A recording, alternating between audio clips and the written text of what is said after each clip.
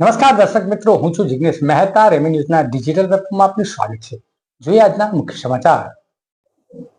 બારડોલી શહેરના જય કેસરકુંજ સોસાયટીમાં ફરી એક વખત વિવાદ ઉભો થયો છે.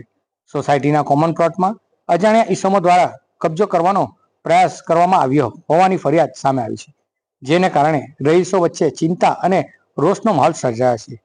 મળતી માહિતી અનુસાર સોસાયટીના કોમન પ્લોટમાં કેટલાક અજાણ્યા લોકો દ્વારા માટી તેમજ બાંધકામનું માટેનો રો મટીરિયલ નાખવામાં આવ્યું હતું.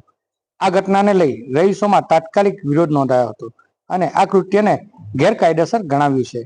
રહીશો દ્વારા આક્ષેપ કરવામાં આવ્યો છે કે અગાઉ વિવાદમાં આવેલા બિલ્ડર નીતિન રાણા દ્વારા તેમના માણસો મારફતે આ કબજો કરવાનો પ્રયાસ આવ્યો હોય તેવી શંકા છે. જોકે આ આક્ષેપને સત્તાવાર પુષ્ટિ હજી સુધી થઈ નથી. ઘટનાની ગંભીરતાને ધ્યાને લઈ સોસાયટીના પ્રમુખ રાકેશ ગાંધીએ રહીશો સાથે મળીને બારડોલી ટાઉન પોલીસ મથક ખાતે લેખિત અરજી આપી છે અને સમગ્ર મામલે તપાસ કરવાની માંગ કરી છે. પોલીસ દ્વારા આ અરજીના આધારે વધુ તપાસ હાથ ધરવામાં આવી છે. આ મામલે આગળ શું કાર્યવાહી થાય તે અંગે સૌની નજર રહેશે. રાકેશ ગાંધી, પ્રમુખ જય કેસરકુંજ રેસિડેન્સી. અમે જય કેસરકુંજ રેસિડેન્સીમાં 2010 થી રહેતા આવ્યા છે. બિલ્ડર દ્વારા જુદી જુદી ગેરરીતિઓ કરેલી, હુડકોમાંથી લોન લીધેલી, ભરપાઈ નહીં કરેલી, હુડકોએ કબજો કરી લીધો, નગર નિયોજકના બોગસ સહી સિક્કા, હુડકોના બોગસ સહી સિક્કા, સરકારી અધિકારીઓના ખોટા સહી સિક્કા અને કોમન પ્લોટ પચાવી પાડેલા. આ બધી તમામ કાયદાકીય કાર્યવાહી અત્યારે ચાલી રહેલી છે અને હાઈકોર્ટમાંથી અમને શરતી જામીન આપવામાં આવેલા છે. 9 તારીખે અજાણ્યા ઈસમો અમારા કોમન પ્લોટમાં ગેરકાયદેસર પ્રવેશ કરી અને અમે કરેલું ફેન્સિંગ તોડી નાખેલું અને 11 તારીખે પણ ત્યાં પાછા ગેરકાયદેસર પ્રવેશ કરીને કબજો કરવાનો પ્રયત્ન કરેલો.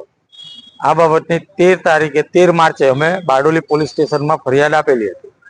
આજ રોજ સવારે ફરીથી 2-3 વ્યક્તિઓ આવી અને અમારા કોમન પ્લોટનો કબજો કરવાનો પ્રયત્ન કરેલો અને ત્યાં આગળ અમે બધા સોસાયટીના રહીશો ભેગા થઈ ગયા અને 112 ને ફોન કરી એટલે તરત જ ત્યાં પોલીસની જીપ આવી ગઈ અને જે કબજો લેવાનો પ્રયત્ન કરતા હતા ઈસમોને પકડ્યા અને એમનું નિવેદન લીધું. તો નિવેદનમાં એમણે જણાવેલું કે આ તમામ કાર્ય અમે નીતિનભાઈ રાણાના કહેવાથી કરેલું છે.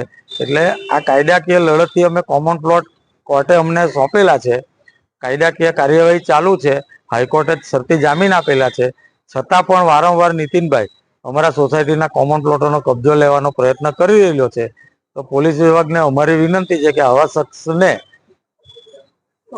સખ્તમાં સખ્ત નસીહત કરે, કારણ કે આ વારંવાર આવી રીતે આવે અને સોસાયટીના લોકો ભેગા થાય અને ઉશ્કેરણીનું વાતાવરણ ઊભું થાય છે, ભયનું વાતાવરણ ઊભું થાય છે અને અમારી સોસાયટીની શાંતિ અને જે અત્યારે અમે બધા શાંતિથી રહીએ છીએ લોકો તેમાં ખલેલ પહોંચે છે અને ભયનો અને ડરનો માહોલ નીતિનભાઈ રાણા દ્વારા વારંવાર આવી પ્રવૃત્તિ કરીને ઊભું કરવામાં આવે છે. પ્રાંત અધિકારી કે કોઈને આ વિશે રજૂઆત કરવામાં આવી? હજુ સુધી અમે પ્રાંત સાહેબને રજૂઆત નથી કરી. અત્યારે પોલીસ સ્ટેશનમાં કાર્યવાહી ચાલી રહેલી છે. આ બાબતે જે કંઈ કાયદાકીય કાર્યવાહી કરવાની થાય એ અમે હવે કરવા જઈ રહ્યા છીએ.